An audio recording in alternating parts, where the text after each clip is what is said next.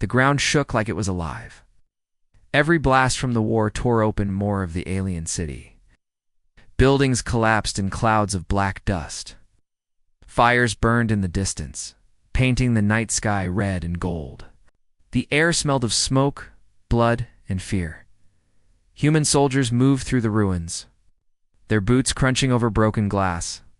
Somewhere in the chaos, alien fighters roared their battle cries. It was a nightmare where the air itself felt heavy, pressing on the chest. And then it happened. A shadow moved between the fires. At first, it looked like a trick of the smoke. But then it stepped forward, and the battlefield fell silent. She was tall, too tall for a normal alien. Her body was covered in black armor-like skin, rough and sharp like volcanic rock. Her arms were long and ended in clawed blades. Her glowing orange eyes cut through the darkness, like two burning suns. She wasn't walking, she was hunting. One soldier muttered, "It's the war beast." The name spread through the cums like a curse. Every human had heard the stories an alien girl turned into a weapon, faster and stronger than anything alive. Some said she could tear a tank in half. Others claimed she didn't bleed. But no. Story could capture the reality. She moved with terrifying speed, leaping over a wall and slamming into a squad of enemy troops. The ground cracked under the impact. In seconds, her claws sliced through armor, sending pieces flying. Her roar was so loud it seemed to shake the very air. The humans watched from behind cover, weapons ready, but none fired yet. This part of the city had been swarming with enemy fighters moments ago. Now it was just her, and the trail of bodies she left behind. She should have looked like a monster, and she did. Except for one thing, her eyes. They weren't filled with joy or pride. They weren't even burning with pure rage. They looked sad. For a split second between kills, she paused, breathing hard, her gaze almost unfocused, like she wanted to be somewhere far away from this war, from the shadow of a collapsed building. One human soldier saw it clearly. He didn't see a monster. He saw someone trapped. The soldier lowered his rifle, ignoring the commander's voice in his ear telling him to take the shot. His instincts screamed that she wasn't killing because she wanted to. She was killing because she had to. Across the rubble, she turned suddenly, sensing eyes on her.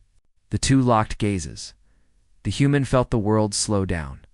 For a heartbeat, they stood frozen soldier and war beast, two enemies, staring across the smoking battlefield. Claws hung in the air. His rifle hung useless in his hands. And then an explosion tore through the street. The force knocked the human backward. When he looked again, she was gone. Vanished into the smoke like she had never been there. The human lay there, chest heaving, heart pounding. His commander's voice barked orders, but he barely heard them. Oh, there was only one thought in his head. That wasn't a monster. Hours later, at the human field base, the war news spread fast. Scouts reported the war beast had destroyed an entire enemy formation and disappeared. High Command treated it like a threat, planning new tactics to kill her. But the human soldier couldn't stop thinking about her eyes. Why had she spared him? Why had she looked human? In the mess tent, other soldiers traded stories about her. They called her a demon, a nightmare, a killing machine. The human listened silently, not correcting them. But deep inside, he knew the truth was more complicated. That night, alone in his bunk, he replayed the moment in his head. The way her claws had stopped mid-strike. The way she had looked not like a predator, but like someone who hated what she had become. War made people into things they were not. But what could turn someone into? That, as he drifted into restless sleep, the city outside still burned. And somewhere in the darkness, she was out there forced to fight, forced to kill. Forced to wear the shell of a monster. And he was the only one who had seen the person trapped inside. The human soldier woke before sunrise, the battlefield still haunting his dreams. The image of hurt-wearing armored claws dripping flashed in his mind again and again. But every time those eyes cut through the fear, sad eyes, that didn't match the monster's shell. The camp was quiet except for the low hum of generators. A few soldiers were drinking stale coffee, their faces pale under the flickering lights. On the far side of the room, a large screen replayed last night's drone footage. There she was, again the war beast tearing through enemy troops.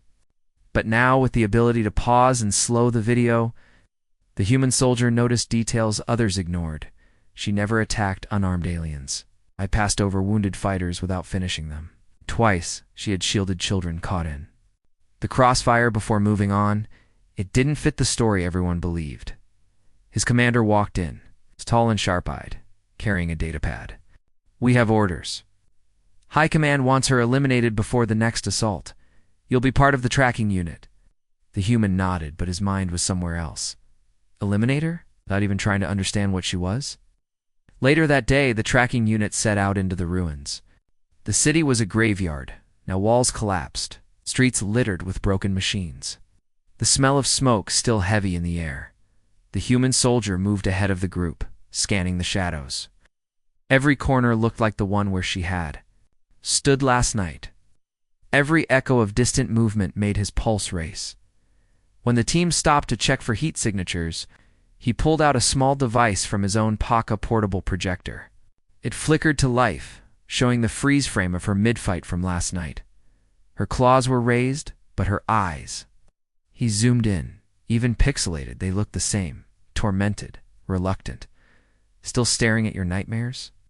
One soldier behind him joked. He shut off the image and kept walking. They wouldn't understand. The trail led them deeper into the dead zone, an area where no living thing was supposed to survive.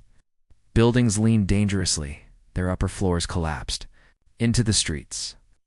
Somewhere far off, a distant explosion rumbled like thunder. The unit spread out, moving quietly. Then the humans spotted something large, claw marks on a wall. It's deep enough to cut through solid metal. "She's close," one of the others said, gripping his rifle tighter. But the human's eyes narrowed. The claw marks weren't random. They formed a kind of pattern, almost like writing. The grooves curved and intersected with intention. Was it a message? He brushed his fingers over the marks, feeling the depth and spacing.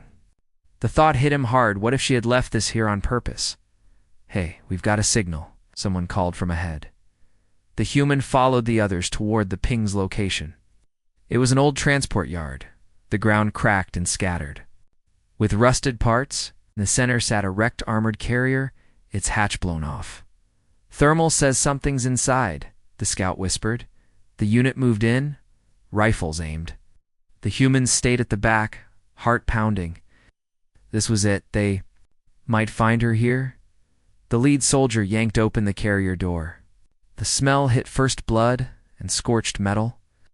Inside lay 3 enemy soldiers, lifeless, but untouched by claws. They'd been killed by plasma fire, not brute force. The human crouched and examined them. No civilians, no random destruction. Just precise kills, as if someone had been defending themselves. A faint sound made him freeze. Not a roar, not a growl. A small, sharp breath, almost like a gasp, coming from under the carrier. The others didn't hear it. They were busy securing the area. Slowly, the human stepped back from the group, circling to the far side of the carrier. There, in the shadow, something moved too fast to see clearly. Then 2 orange eyes appeared in the dark. She was there, watching him. They stared at each other in silence, the noise of the squad fading into the background. She didn't move to attack. He didn't call for backup. For a brief moment, it felt like the war didn't exist. Then her gaze shifted toward the soldiers on the other side. She slipped deeper into the shadows and was gone before he could speak. The human exhaled slowly. That was twice now she had seen him. Twice she had spared him. It wasn't chance. As the unit regrouped and moved out, he glanced once more at the claw marks on the wall. He didn't know what they meant, but he was certain of one thing: she was trying to say something, and he was going to find out what. The human soldier couldn't stop thinking about those claw marks. Every detail of them stayed in his mind, the deliberate curves, the spacing like someone had tried to write with their hands tied, and the way she had appeared in the shadows. Watching him made one thing certain. She was aware of him, maybe even curious. If he wanted answers, he had to draw her out. The next night, while the rest of the unit slept, He studied the city map on his datapad. He picked a location in an abandoned district near the river, mostly intact, with enough cover to hide movement. A place where she could approach without feeling trapped. At least that was the plan. By morning, he had convinced his commander to let him scout ahead with minimal backup. He didn't mention his real intention, to meet her alone. The chosen area was deathly quiet. No gunfire, no shouting, no rumbling machines. Only the faint trickle of the river and the creak of metal in the wind. The human moved slowly, his rifle hanging loosely. Not raised to fire. He left markers along the path, small reflective strips only visible from certain angles. If she was watching, she would see them. He reached a wide street lined with shattered shops. One storefront still had its glass door intact, though cracked. Inside, dust floated in thin beams of light. He stepped in and positioned himself near the back, where he could see both the street and the shadows beyond, and then he waited. Hours passed. The sunlight shifted. His legs ached from standing still. But he didn't leave. Just when he thought. The plan had failed, the air changed. It wasn't sound, it was presence. Something heavy yet controlled, moving with precision. Then he saw it. A tall, black-armored figure stepped from between two collapsed buildings. She moved like a predator, silent, balanced, scanning. Her glowing eyes locked on the storefront. She knew he was inside. The human's breath slowed. His heart pounded so loudly he was sure she could hear it. She crossed the street in slow, deliberate steps. Her claws scraped lightly against the concrete, sound that made the air feel colder.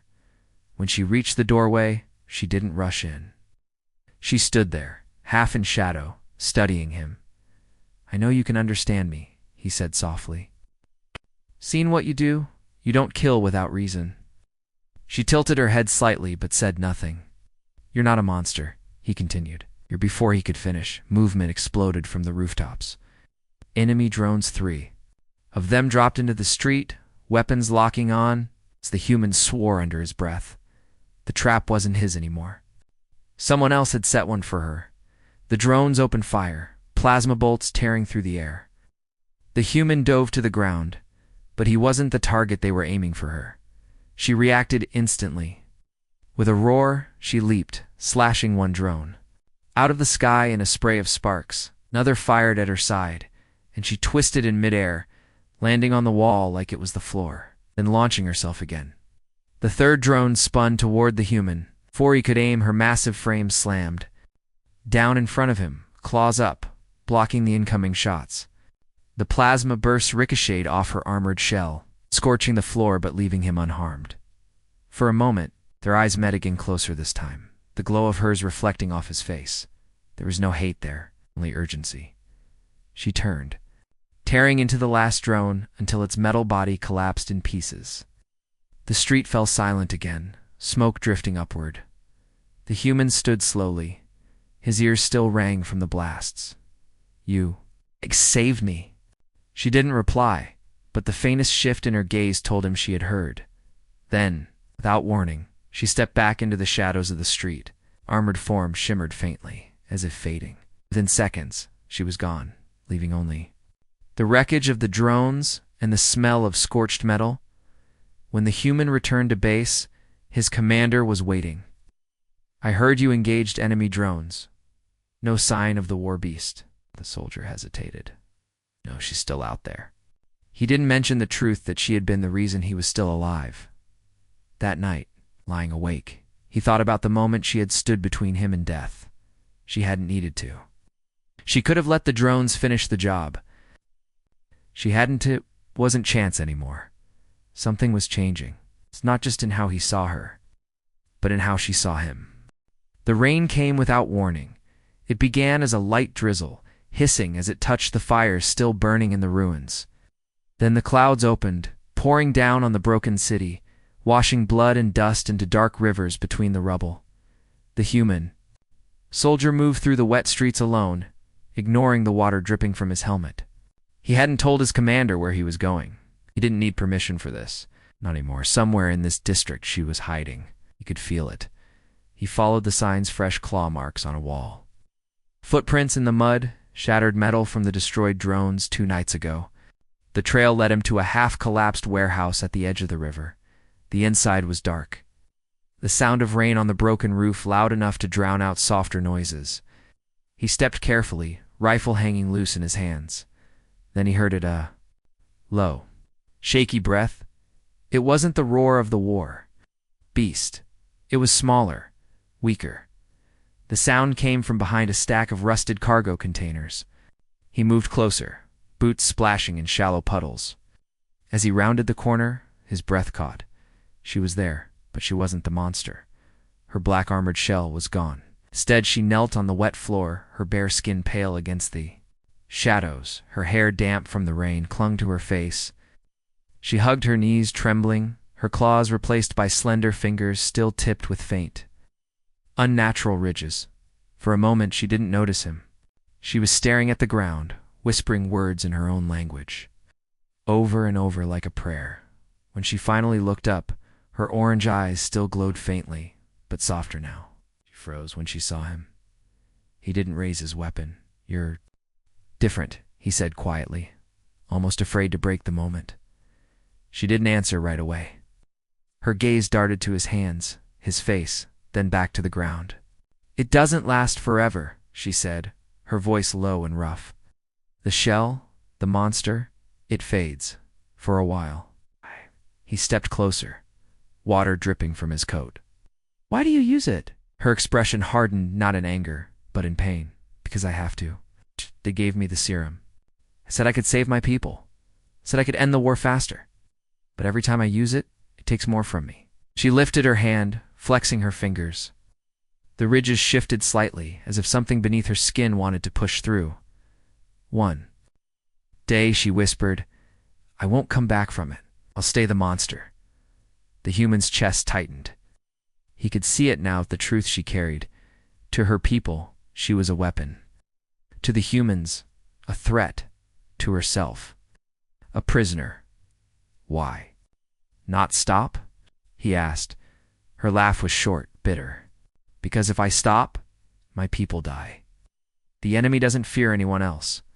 She met his eyes then, and for the first time, there was no gloat, just raw, human-like exhaustion and fear. "Keeps them alive." The rain outside grew heavier. The sound filled the silence between them. Finally, he said, "You don't have to fight alone." She shook her head. "You can't help me. Not without making your people my enemy. And when that happens..." She trailed off, but he understood. She was telling him to walk away, to let her fight and die on her own terms. But he didn't move. Instead, he took off his jacket and held it out to her. She hesitated, then slowly reached for it. Their hands touched for a brief second, cold skin against warm, and something unspoken passed between them. "You're not the monster they say you are," he told her. "I've seen monsters. You're not one of them." For a heartbeat, her lips parted, like she wanted to say something back. But then her eyes flicked toward the far wall, her body tensed. "They're coming," she said sharply. He didn't have to ask who. Outside, faint footsteps splashed through the flooded street. Human patrols. Her shell began to form again, the black armor creeping up her arms and across her shoulders. "No, wait," he started, but she moved faster than his words. She gripped his collar, slammed him back against the cargo container, then brought her forehead to his in a strange, sudden gesture. "Forget you saw me like this," she whispered. Then her claws returned, her body swelling into the war beast. Once more, by the time the patrol entered the warehouse, she was gone. Disappearing into the rain-soaked streets, the human stood there, heart pounding. The weight of her truth heavy in his chest. He knew now what was at stake, and he also knew walking away was no longer an option. The rain had stopped, but the city felt heavier than ever. 2 days had passed since the warehouse. 2 days since he had seen her without the shell.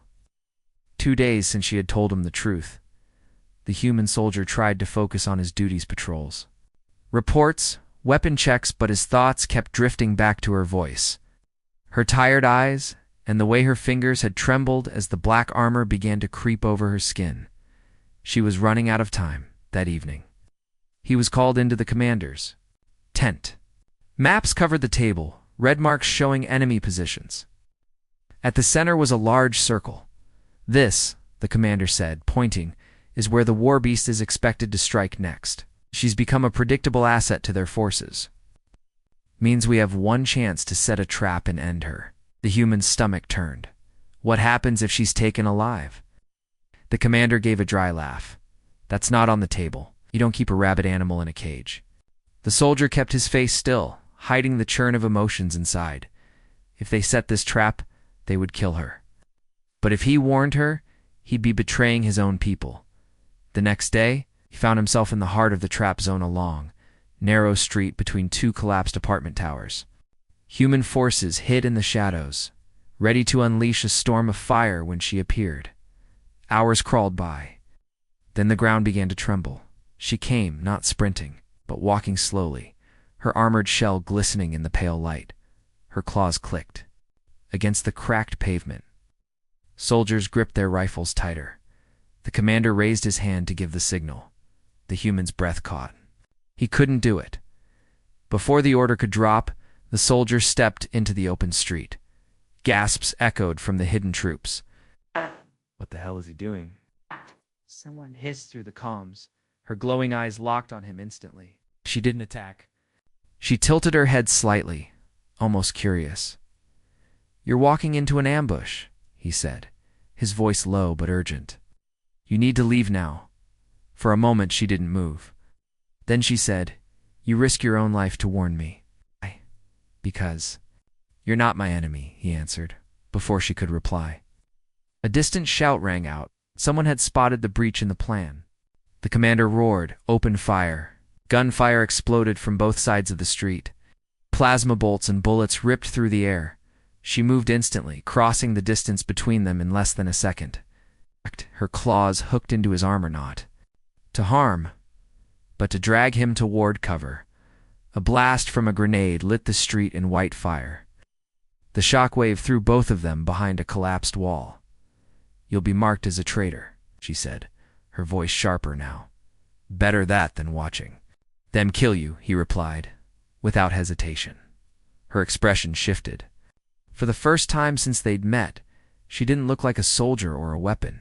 She looked almost human, but the gunfire was closing in, and her armor was already cracked from the hits. You have to go, he said. She shook her head. Not without you. He stared at her. If they see us leave together, they already know, she cut in. You crossed the line the moment you stepped into the street. The truth hit him like a cold wave. There was no going back now. They ran through the back alleys, ducking between fallen beams and shattered vehicles. Voices and searchlights chased them. When they finally stopped in an abandoned courtyard, she turned to face him. Her breathing Was heavy, the orange glow in her eyes flickering faintly. You've given me something I didn't think I'd have again, she said quietly. What's that? He asked. Someone to trust. Her words hit harder than the explosions. He didn't know what to say. He'd seen her fight like a storm, survive wounds that would kill anyone else, and still carry the weight of protecting her people. And now, she was telling him she trusted him? It was dangerous for both of them. She stepped closer, lowering her voice. I can help you end this war without either side losing everything, but it will cost you. What's the price? He asked. Her eyes didn't leave his. You'll have to stand against your own. He knew what that meant, turning his back on orders, on comrades, on the chain of command. If he agreed, there would be no place for him in the human army. But he also knew one thing. He'd already made his choice when he warned her. I'm in, he said. Her claws retracted slightly, and for a moment, she almost smiled. Then, from the shadows of the courtyard, a voice growled. Found them. Stepped into view, weapons raised. The price of trust had just come due. The courtyard became a cage. Searchlights cut through the shadows, painting the cracked walls in blinding white. Soldiers moved in from every side, boots splashing in shallow puddles left by the rain. The human soldier counted at least a dozen more, then enough to trap them both. Step away from the target. A voice barked through a loudspeaker. The alien girl's claws slid out with a metallic whisper, her black armor shifting into place. Her eyes burned brighter, but the human could see the strain in her breathing. Every second in the shell brought her closer to losing herself. "They'll kill you," she said. "I'll kill them." Her voice cracked on the last words, as if the thought hurt her more than the threat itself. The commander stepped forward, rifle aimed. "Soldier, you've disobeyed direct orders. Step aside before you share her fate." The human's hands clenched at his sides. "She's not the monster you think she is. If you'd seen what I've seen, she's slaughtered hundreds," the commander cut in. "To protect her people," the human fired back. "The same thing we claim to fight for." The soldiers shifted uneasily, but their weapons stayed trained on her. Then the first shot rang out. It missed her head by inches, burning into the wall behind. The girl's roar split the air deep, raw, shaking the ground beneath them. Transformation surged, her armored frame bulking, her claws lengthening. The human knew that roar meant she was on the edge. If she gave in completely, the war beast would take over. There'd be no stopping her. He stepped in front of her, raising his arms. "Stop. Lower your weapons."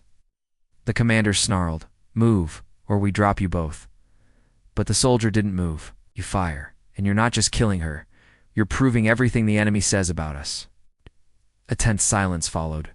Even the rain had stopped, leaving only the hum of the searchlights and the hiss of her breathing behind him. For a moment, it seemed like the standoff might hold. Then a grenade clinked against the ground. The human didn't think he threw himself toward it, scooping it up and hurling it over a wall. The blast shook the courtyard, throwing debris and dust into the air. That broke the tension. Gunfire erupted. She moved faster than the human could follow, her claws cutting through the soldier's cover. But instead of killing, she disarmed them, shoving rifles aside, knocking men into walls hard enough to stun but not end them. The human fired at the spotlights, shattering them one by one until the courtyard was plunged into darkness.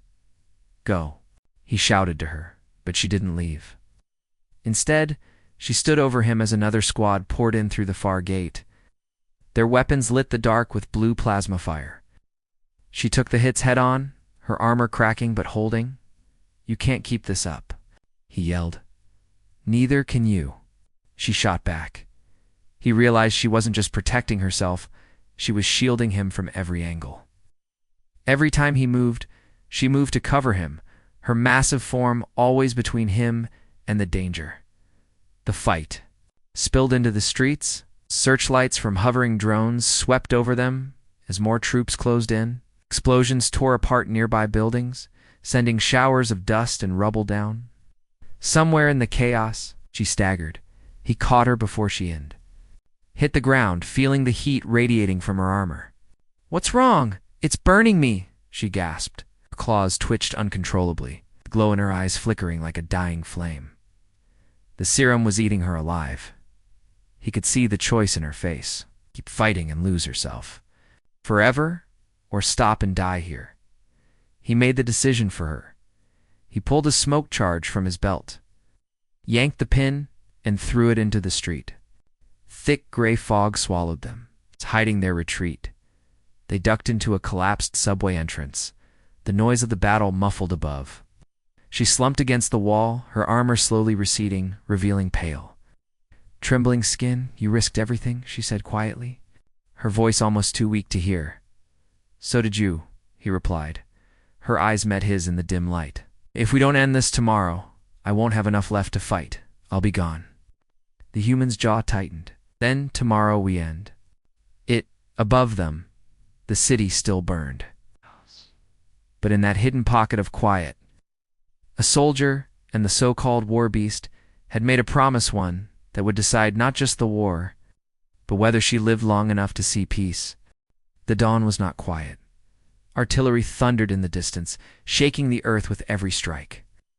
The city skyline was black against the pale orange light of morning, smoke rising in thick columns. Today would decide everything in the collapsed subway entrance. The alien girl sat on the cold ground, her eyes dim and her breathing shallow. The black armor hadn't returned since the night before. Not because she refused it, but because she could no longer summon it fully. You shouldn't fight like this, the human soldier told her. If I don't, she said, her voice raw, my people fall, and you humans will follow. He crouched beside her. Then we fight, but not the way they expect. Her gaze flickered to him. You have a plan? He nodded. We take the center tower, the command hub for both sides' forward lines.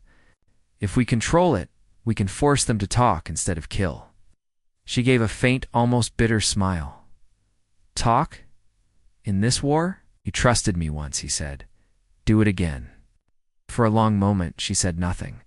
Then she stood, swaying slightly, but her eyes burned brighter. All right, let's end it. The path to the tower was chaos. Streets were torn apart by craters. Drones screamed overhead, and squads from both armies clashed in brutal close combat. But the human and the alien girl moved differently, slipping between firefights, sabling weapons without killing when they could, moving like two shadows with a single goal. When they finally reached the base of the tower, its metal walls shook. From the impact of distant blasts, guards both human and alien stood in front, their rifles snapping up in unison. For one tense moment, no one fired. The sight of the war beast standing beside a human froze them in place. She's with me, the human shouted. Ending this together. One guard barked something in the alien language. She answered sharply, her voice carrying the weight of command. Slowly, weapons lowered. Confusion rippled through the line. They pushed inside. The command hub was a cathedral, of steel and light, filled with screens showing every battlefield sector. Officers turned, hands hovering over alarms, but the alien girl stepped forward. Her claws half-formed, not in threat, but as a warning.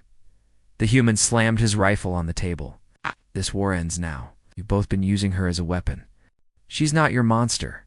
She's the reason you're still alive, some shouted in protest. Others stared in disbelief. She's dying, he said, his voice shaking now.